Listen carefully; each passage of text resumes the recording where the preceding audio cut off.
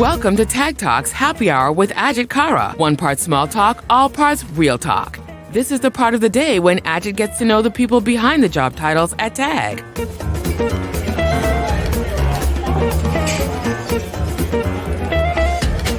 Hello, my name's Ajit Kara.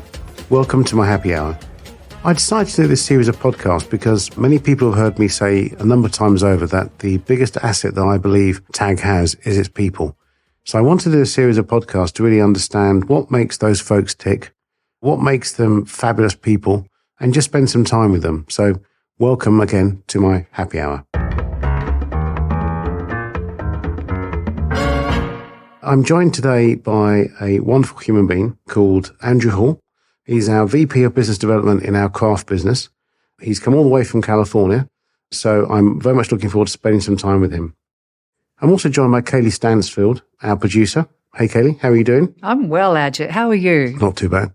I see you're wearing the long earrings again. I always do. You know that. Yes, but she wears them shorter when she's not so happy. So You know me well. I do. So anyway, welcome, Kaylie, again. Thank you for doing this. So I'm looking forward to spending my next conversation with Andrew. Andrew, welcome. Thank you. Thank you for coming. Cheers. Cheers. It's a little bit early in the morning, but it's never too early to have a gin and tonic, which I believe is your favoured drink of the day. It is one of my favourite drinks of the day, and also something I seem to be reintroducing to America because I feel like gin is having a revolution at the moment, and several people that I hang out with, my neighbours, are always like, "Oh, I hate gin and tonic." I'm like, "What? Why? When is the last time you tried it?" So do you want my tips for how to make the perfect gin and tonic? I actually would, because I hadn't thought about it until you said it, but you're completely right that it was always vodka here, and then now it's moved not just from gin, but the various different levels of gin. Yep. And lots of celebrity ownerships around gin. So what is the secret to making a good G&T? So for me, first of all, knowing what kind of gin you like. So there's like a wheel thing. I'll have to see if I can find it so you can send it around with this. Yeah. And it has like, are you a floral person? Are you into the spices? Are you into more of the herby ones? There's like 6 different types of gin. So it's identifying the ones that you lean towards. It's like wine. You all have different flavors of wine that you like. So that's the first one, working out that. Then 2, the tonic. So for me, just plain old Schweppes or Fever Tree, but go for the blue one. Is Slimline allowed? Or? Yeah, I think the Fever Tree blue one is actually better than the yellow one because that's got way too much sugar in it. And it's almost like lemonade. And then for me, the garnish. It's all about what garnish goes right with that gin. So look it up. My personal favorite is grapefruit and rosemary in several gins. I love that. The actual fruit? Yeah, the actual fruit. So you slice it, especially if you get one that's like a herby one. You smash the rosemary a little bit with your hand and then you put the grapefruit in. So that's my favorite. And rim the glass with whatever you're using for the fruit because it adds a real nice flavor to the gin. So I'm now quite craving a gin and tonic. I know. So we might have to go and find where we can get a gin and tonic. But When are we going to California, Ajit? exactly, yes. And do you know what? I've actually discovered some really good American gins as well. I would recommend Grey Whale is one from California.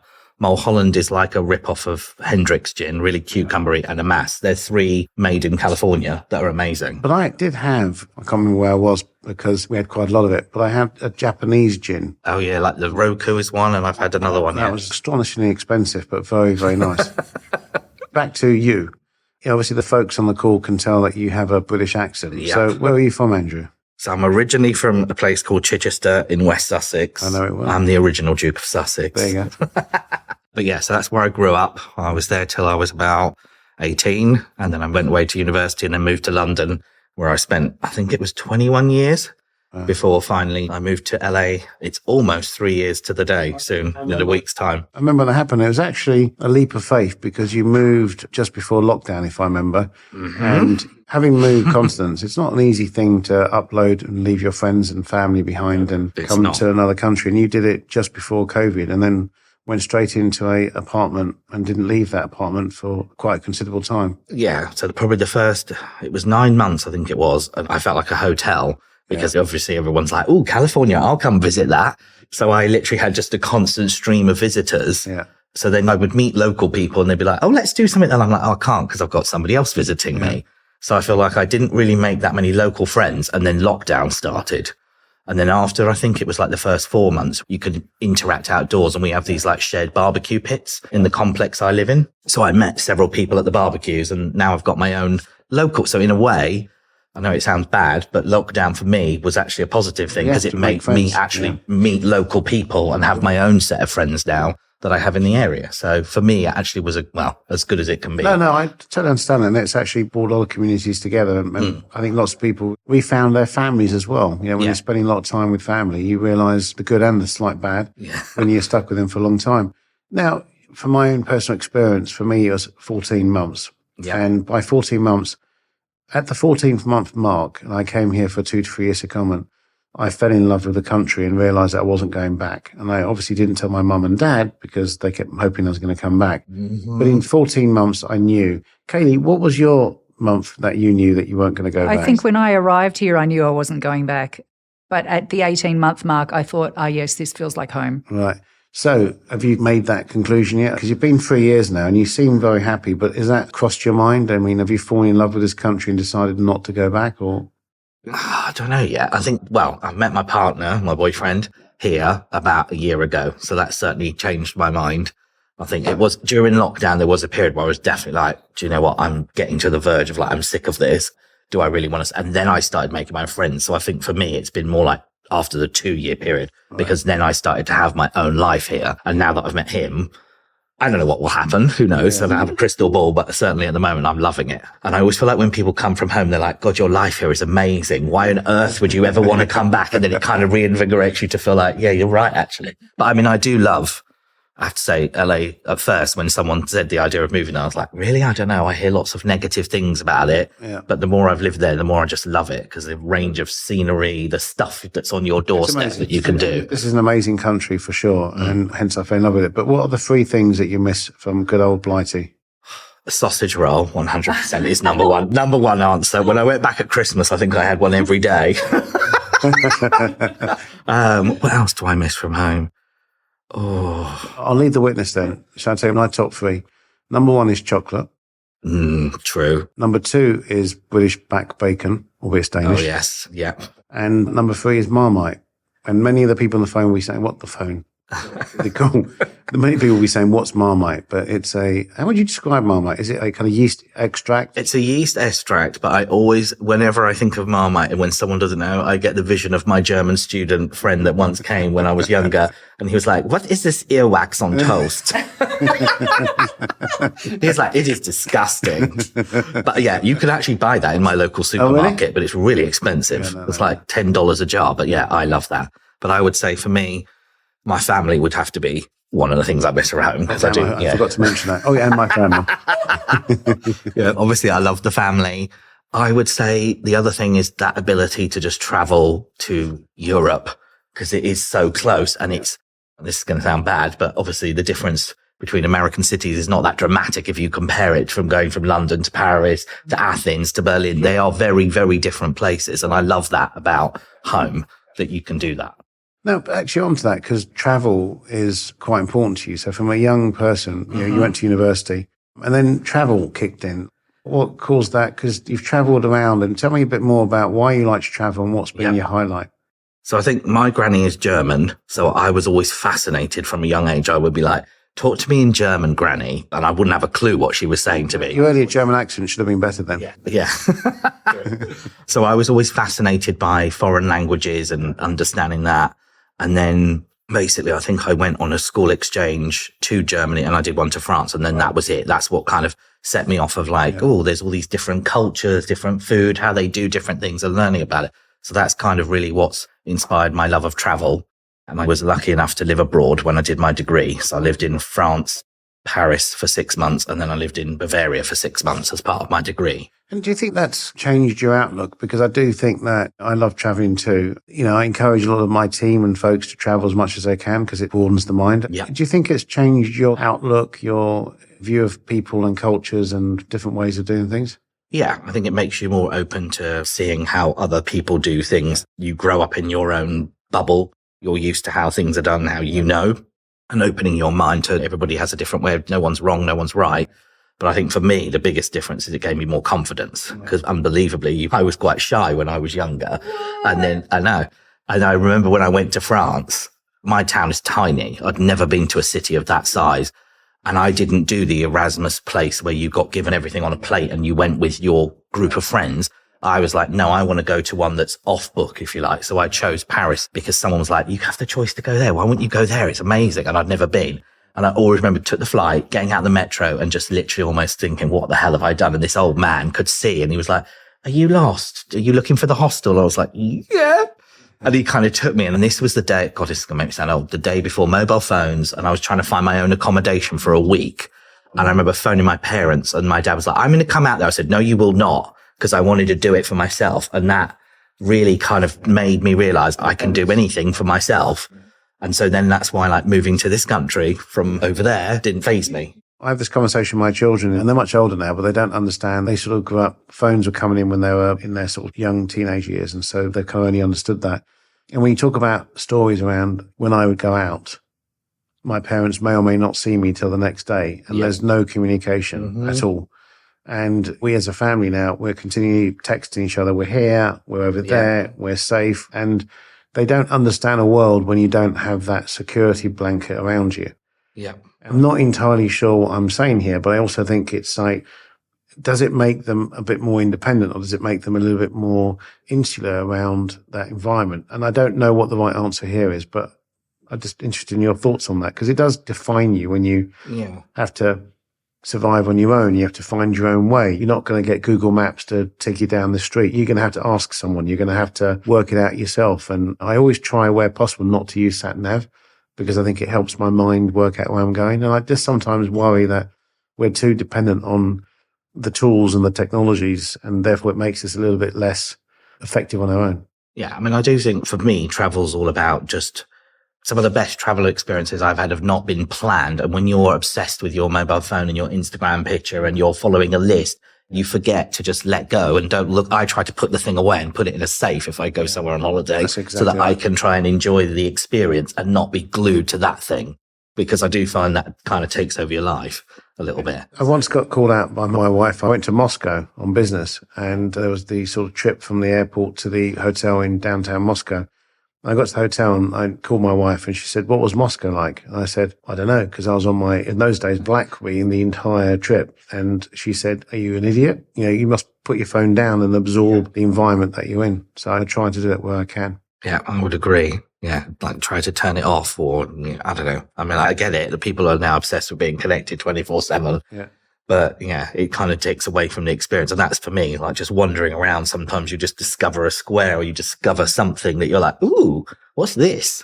Well, back to your curiosity around when you travel to different cities. And you mentioned around how America has similar cities, etc. But one thing that I've done, and I don't know if you've experienced this because you've been a lot in COVID, but I find that, yes, America does look and feel the same, but every state and every city are actually quite proud and different about what they are.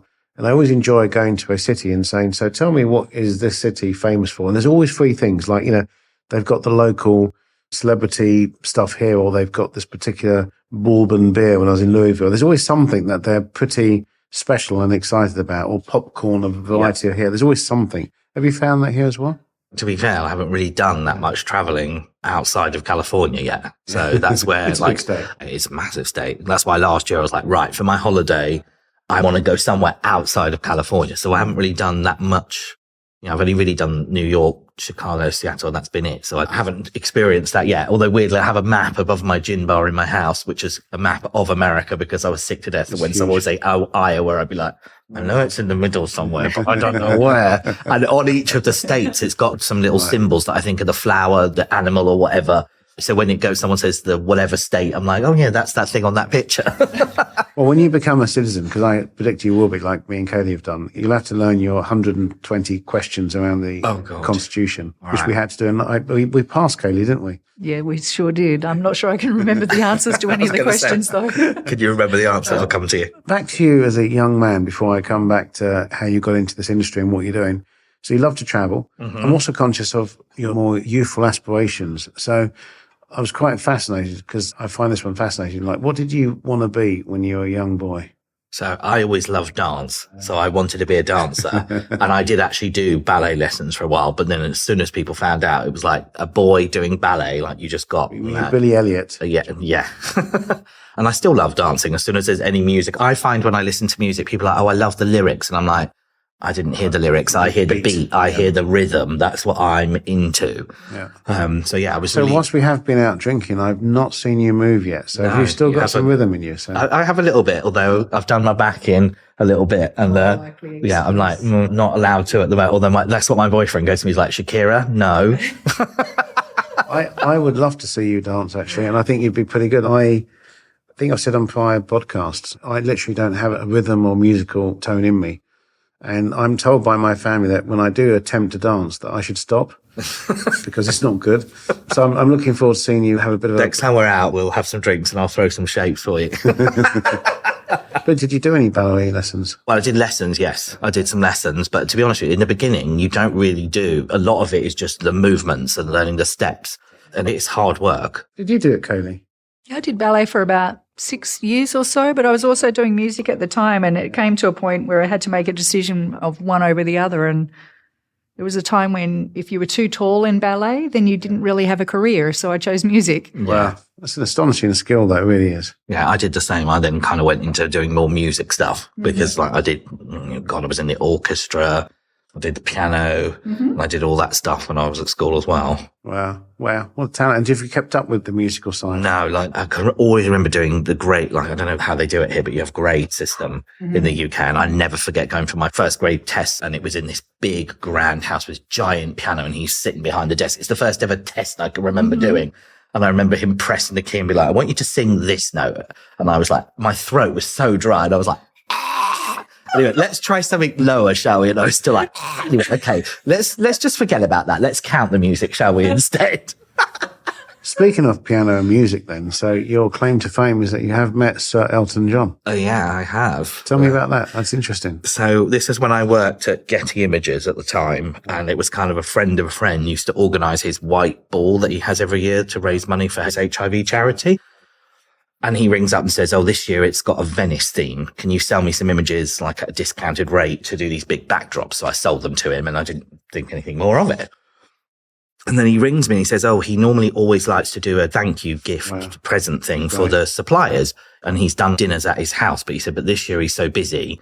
He's going to be at this party. And I think it was like the 100th anniversary of Perrier Jouet champagne or something. So he's like, so he's got you an invite to be able to go. So I'm like, okay. So I turn up and there's like the big red carpet. There's all the step and repeat.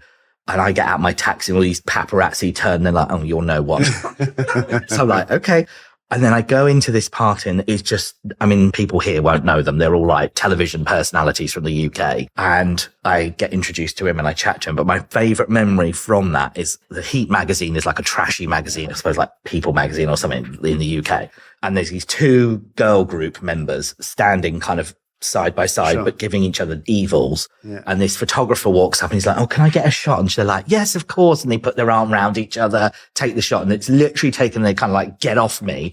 And it was in the press the next day, like best friends, blah and blah. And I was thinking, really? Because I watched that shot being taken. So you see how fake it all can be. Really, I don't enjoy any of that sort of stuff. But did you actually get to meet him in there? Yeah, no. My friend then came over and said, right, have you met him yet? I was like, no, I'm not going to just wander up to him, am I? Because he was always surrounded by people. Sure. And he took me up and he's like, oh, this is Andrew, sold a bit. And he was like, oh, thank you. And he remembered and he was like, oh, thank you. That was so blah, chatted. I can't even remember what he said, but we talked for like 5-10 minutes and then off he went. So he's definitely on my list of people I'd love to meet because he strikes me as being an incredibly good person and pretty honest about his extremes and where he is. But I'd love to meet the guy. Really would. The fact that he even just invited, I thought, and that, like he said, he does do dinners at his houses for these suppliers. And they're not giving this stuff for free. They're still making some money, but I was like, you don't have to do that. So we need to make sure Tag provide services to Sir Elton John at some point. Okay, you must make a note of that. So we've got to find a way of doing that.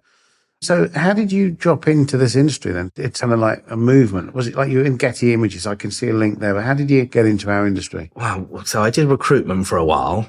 Because I moved to London, I just kind of naturally fell into the sales stuff. And then I remember meeting this recruitment consultant. Because when I wanted to get out of recruitment, every recruitment agency I went to was like, you should come and work for us. I'm like, you're not hearing what I'm saying, which is I don't want to do this anymore. And this lady was like, I know the perfect place to send you. And I went for this interview at Getty. And I remember turning up, it was like a test day.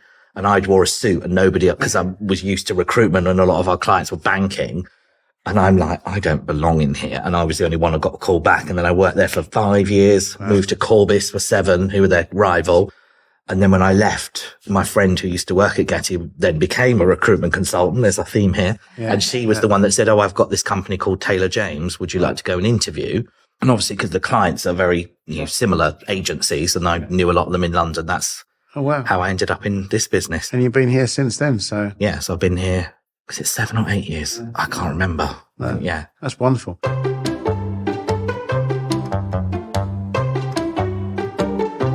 Ask Ajit anything!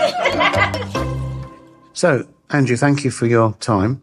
This is the part where you get to ask me a question. Okay, so I did have one in mind, but now, given our conversation, what would be your number one place that you would recommend to visit in this country? In this country? Yeah. Interesting. There are so many great places in this country that I've had the pleasure of going to see. But I think going to what's that place called? The desert outside of Vegas, where they've got the Salt Lakes and Death Valley. Sorry. Ah. Death Valley, and then seeing where Dante's Inferno was inspired, because you go up and you see it all. It's astonishing. People think it's just a deadbeat place because it's so hot and that, but it's astonishing to go and see. Okay. There's so much beauty in America. I love some of the hikes. I love going to many different places, but Death Valley had a level of something you don't see every day. Okay. Mm-hmm. I'll have to make that over. I don't think that's that far away from where I'm based, actually. No, it's not. You should make the trip. It really is an astonishing part of the world. It really is. Okay. And then my other thing, because we didn't discuss our love of food, but I love food too. Yes. So what would be your top recommendation to go and eat at in this city? In New York? Yeah. Genre or type of food, or whichever you like. Well, I want to ask you about a type of food in a minute. Well, as you know, because I'm a big guy, I love all foods. Okay. And so I have a few current favourites at the moment. So if I fancy Italian, it's going to be the Quality Italian. It's very nice. And if I fancy Indian food, then it's a place called Soma in the village. But I generally love all sorts of foods. I was going to ask you if you've got a recommendation for the Indian, because I've tried in LA, and so far I've not found a good one. Exactly. The UK has amazing Indian takeaways, and nothing competes. But this is actually a kind of more fancier fare, but it's actually quite good, and so I do recommend it. It's nice to try it, because I remember the first one I ordered the little onion salad that you often get with your poppadoms, and this one came and it was like chopped up big chunks of red onion with chunks of tomato and cucumber. And I was like, this is a Greek salad. It's just missing the feta. I was like, this is not like onion salad. You're going to have to cook your own. Okay. I'll have to get into that then. So, Andrew, it's been fabulous talking to you. Thank you. And as I indicated, your kind of passion for the business comes clearly from your recruitment side, that natural curiosity, your immediate likability factor, your keen sense of wit. You make our business a much funner place to be. So thank you so much for everything you do, Andrew. Thank you very much. Cheers. Cheers. Enjoy.